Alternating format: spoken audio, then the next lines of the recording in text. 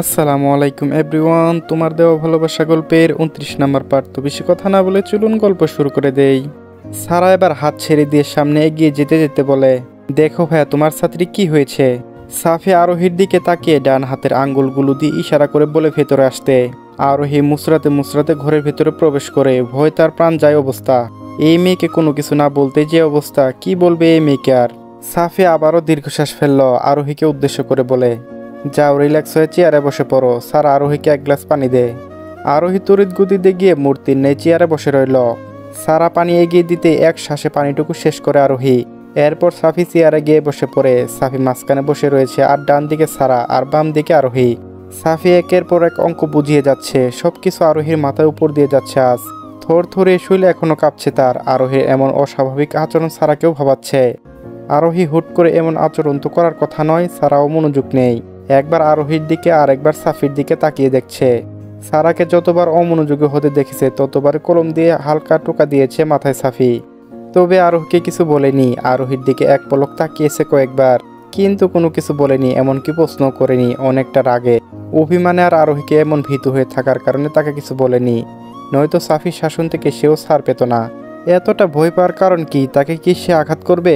ভাইয়া ডাকার অপরাধে একবার ধমক দিয়ে উচ্চস্বরে কথা বলেছে, এরপর আর কখনো ধমক দেয়নি। সে কি শুধু রাগ দেখায়? এত যত্ন করে সেটা চোখে পড়ে না, শুধু রাগটাই চোখে পড়ে।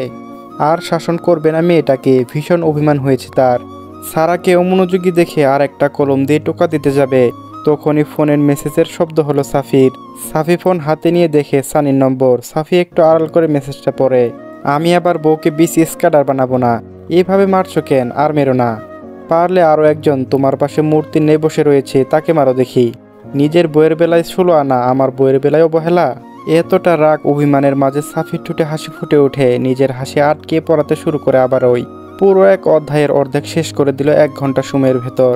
পেট ভরে যাওয়ার পরও অতিরিক্ত আত্মীয়তা আপ্যায়নের খাতিরে পড়লে জোর করে যখন খাবার খেতে হয়, সেইভাবে পড়াটুকু গিলতে হলো আরোহী আর সারার। পোড়া বুঝিয়ে দেওয়া শেষ করে আরোহী আর সারাকে উদ্দেশ্য করে বলে, হয়েছে? কোনো সমস্যা রয়েছে? আর দুইজনে একযোগে হ্যাঁ সূচক মাথা নাড়ায়। সাফি চেয়ার ঠেলে উঠে দাঁড়াতে দাঁড়াতে বলে, এক্সামের রেজাল্ট দেখলেই বোঝা যাবে। এই চ্যাপ্টারের আগামী সপ্তাহে ক্লাস টেস্ট রয়েছে না, আমি রেজাল্ট দেখবো। দুইজনে মার্ক কম আসলে এই 1 ঘন্টার সময় হিসেব নিব আমি। ছোটোখাটো হুমকি দিল দুজনকে সাফি। সারা সাফিকে শুনিয়ে শুনিয়ে বলে, তুই একা কি করে যাবি? রাতে খাওয়া দাওয়া করে যা, আয়াত আসবে, রেখে আসবে তোকে। আরোহী মাথা নিচু করে বলে, প্রয়োজন নেই, মাকে ফোন করেছি। সারা বলে, আন্টিকে কষ্ট করে আসতে হবে না, তুই বস না একটু সময়। সারা একটু 2 হাত কসলাতে কসলাতে বলে, ভাইয়া কি দিয়ে আসবে? আরোহী গলার পানি আবারও শুকিয়ে গেল। তার প্রাণপ্রিয় বান্ধবী যেন তাকে মেরে ফেলতে উঠে পড়ে লেগেছে। আরোহীর অসহায় দৃষ্টি তাকালো সারার দিকে। সারা সেদিক ভ্রুক্ষেপ নেই। সারা সাফির উত্তরের জন্য অধীর আগ্রহ অপেক্ষা করছে। অবশেষে কাঙ্ক্ষিত জবাব পেয়ে গেল সে। গম্ভীর কণ্ঠে বলে, আসতে বল। আরোহীর ছোটো দেহে ভয়ার্ত কেঁপে উঠতে এটুকু যথেষ্ট ছিল। সে আজ যা করেছে ভয় পাওয়া অস্বাভাবিক নয়, এমনিতেই ভয় পায়। আর আজ এমন কাণ্ড করে ফেলেছে, এখন তাকে কেউ রক্ষা করতে পারবে না। মনে মনে বলল, আল্লাহ বাঁচাও, আমায় রক্ষা করো। আরোহী উপায় না পেয়ে কাপা কাপা পায়ে এগুলো সাফির পিছু। মনে মনে হাজারটা বকলো সারাকে। সারা খুশিতে এক লাফে বিছানায়। দুইজনে চুপচাপ হাঁটছে। দুইজনের মাঝে নীরবতা। রাস্তার অন্ধকার যত গাঢ় হলো আরোহীর বুকে তত তীব্র গাঢ় হতে লাগলো। আরোহী শুকনো ঢুক গিলে ফোনের আলো জ্বালানোর আগে সাফি ফোনের আলো জ্বালালো। অন্ধকার গুলির সামনে আসতেই দাঁড়িয়ে গেল সাফি। গলির রাস্তাটা অল্প হলেও ভীষণ অন্ধকার গুলিটা, তাই দুইজনে একসাথে যাওয়া ঠিক মনে করলো। দায়িত্বের আগে অবশ্যই রাগ অভিমান আশ্রয় দেওয়া যাবে না। তাই সাফি দাঁড়িয়ে গেল দায়িত্বের খাতিরে। তবে এখন রাগ রয়েছে মনে। সাফি মানুষ করা হলেও দায়িত্বে কখনো নিজের রাগ জেদকে প্রশ্রয় দেয় না।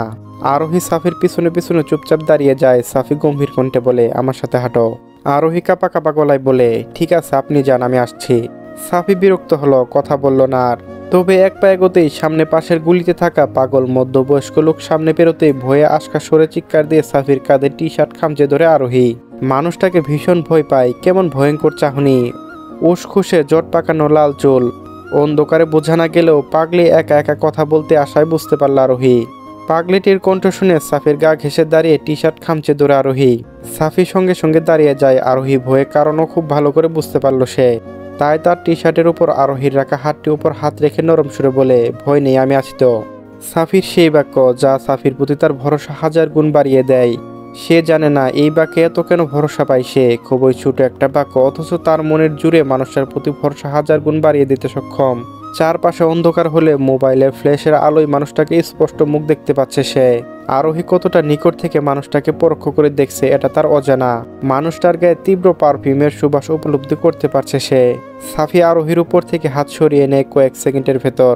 পাগলিটিও আরো এগিয়ে আসতে আসতে সাফি আরোহীর সামনে দাঁড়িয়ে সম্পূর্ণ আড়াল করে ফেলল আরোহীর দেহটা। আরোহী সাফির টি শার্ট ছেড়ে হাত রাখে সাফির বাহুতে। পাগলিটি চলে যেতেই স্বস্তির শ্বাস নেয় আরোহী, গা ছেড়ে দেয় সাফির পিঠে। পাগলিটিকে অসম্ভব ভয় পায় সে যেন তার প্রাণ ভোমরা হারিয়ে ফেলেছিল, এখন আবার ফিরে পেয়েছে।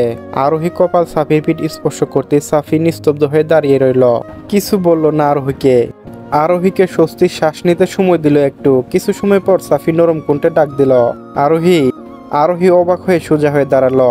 সাফি যেন ভীষণ যত্ন করে তার নাম নিয়েছে, তার কণ্ঠ কোমলতা, কোনো গম্ভীরতা নেই। সাফি আবারও বলে ওঠে, আরোহী এবার জবাব দিল ধীর কণ্ঠে, পাগল চলে গিয়েছে, এত ভয় কেন পাও তুমি? আমি আছি তো, আমি থাকতে কি হবে তোমার? আরোহী হাত সরিয়ে নিল সাফির বাহু থেকে। আরোহী সাফির প্রতিটি কথায় খুঁজে পেল ভরসা, আস্থা। প্রতিটি লাইন হারিয়ে নিয়ে গেল এক ঘোরের মাঝে। ঠায় দাঁড়িয়ে রইল সেভাবে। এই সময় বয়ে গেল সুন্দর এক মিষ্টি বাতাস। সাফি ঘরে আরোহী মুখোমুখি দাঁড়ালো। রাতের অন্ধকারে দুজনে দাঁড়িয়ে, মোবাইলের আলো স্পষ্ট দেখা যাচ্ছে দুজনের মুখ। তবে দুইজনের দৃষ্টি একে অপরকে চোখ জুড়ায়। রাতের নিস্তবতা, দুজনের মাঝে নীরবতা। শুধু চোখ জোড়া একে অপরের সাথে কথা বলছে। আরোহী মাঝে এখন কোনো ভয় কাজ করছে না, অদ্ভুত এক অনুভূতি কাজ করছে তার মাঝে। এই মানুষটার দৃষ্টিতে যেন হারিয়ে গিয়েছে। এই মানুষটার গভীর চাহনি অনেক কিছু বলতে চাইছে তাকে। এই চোখে নেই কোনো গম্ভীরতা, রাগ, এক শীতল অদ্ভুত চাহনি, যে দৃষ্টি থেকে চোখ সরাতে পারছে না সে। মাঝে মাঝে প্রকৃতি শীতল বাতাস ছুঁয়ে দিচ্ছে তাদের দেহ আর মন।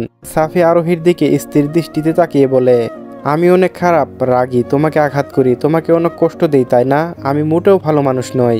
সাফির এই আহত দৃষ্টি, ধরা কণ্ঠ মানুষটার প্রতি অদ্ভুত মায়া কাজ করলো। আরোহী আবারও নিজের কথা ভুলে গেল, আবারও মানুষটার প্রতি মায়া কাজ করলো। আরোহী সাফির চোখে চোখ রেখে স্পষ্ট জবাব দেয় না। জবাবটা অবিশ্বাস্য ছিল। আরোহী তাকে কত অপবাদ দেয়, কিন্তু এই মুহূর্তে মানুষটার মুখে তার নিন্দে শুনতে একদম ভালো লাগছে না। মানুষটার আগে গম্ভীর হলেও তাকে খারাপ বলা যায় না। সে তো তার কখনো ক্ষতি করেনি, তাকে আঘাতও করেনি। মানুষটাকে ভয় পাওয়ার কারণ তার এমন গম্ভীর আচরণ আর কড়া স্বভাব। আরোহীর জবাবে সাফির মন যেন শান্তি পেল। দীর্ঘদিনের অশান্ত মন আজ একটু স্বস্তি পেল। প্রিয় মানুষটার ভালোবাসা না পেলেও তার চোখে খারাপ নয়, বিষয়টি আরো আশ্বাস দিল তাকে।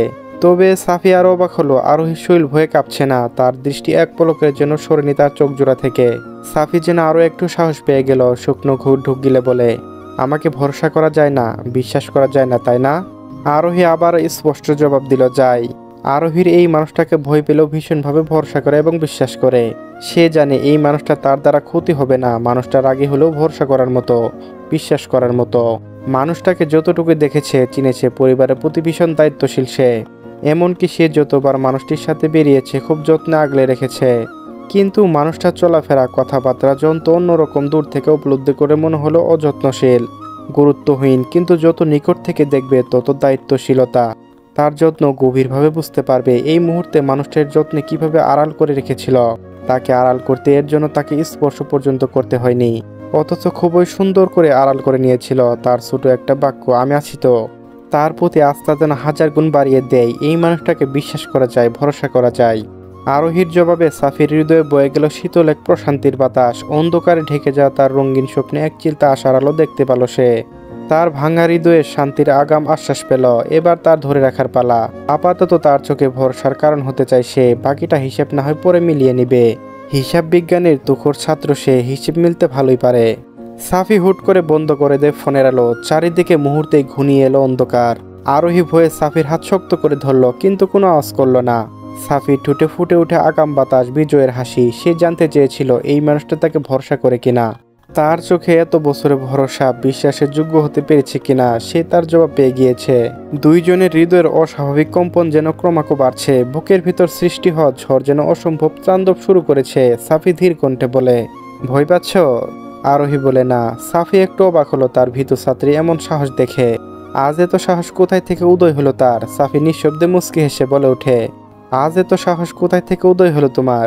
আরোহী নিজে জানে না এই মুহূর্তে কেন ভয় পাচ্ছে না মানুষটাকে, বিন্দুমাত্র ভয় পাচ্ছে না তাকে, বরং আস্থা রয়েছে তার কিছু হতে দিবে না এই মানুষটি।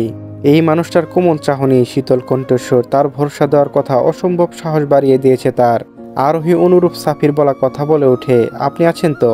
সাফির ঠোঁট আর একটু প্রসারিত হলো প্রশান্তি হাসিতে। এই রাত আস্থার স্মরণীয় রাত, চারিদিকে অন্ধকার হলেও এমন যেন আশার আলো চারিদিকে আলোকিত করে দিচ্ছে।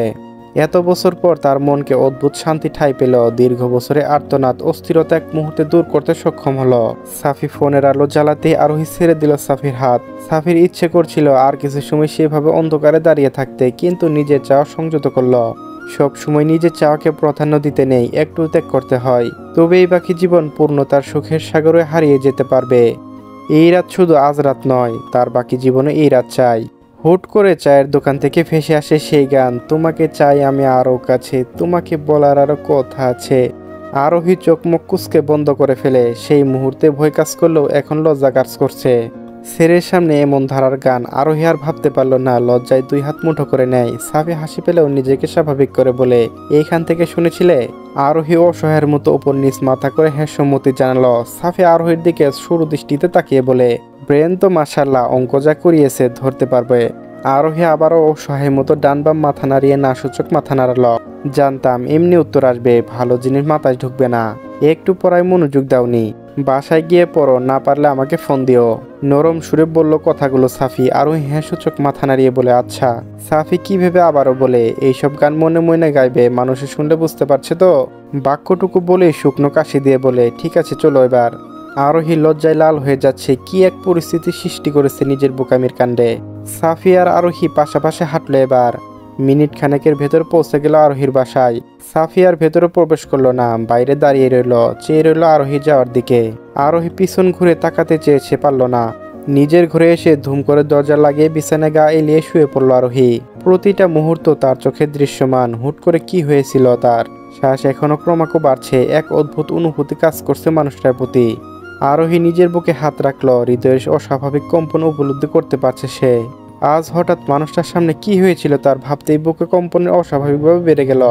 আরোহী আবার উঠে দাঁড়ালো, ধীরে হেঁটে গেল ড্রেসিং টেবিলের সামনে।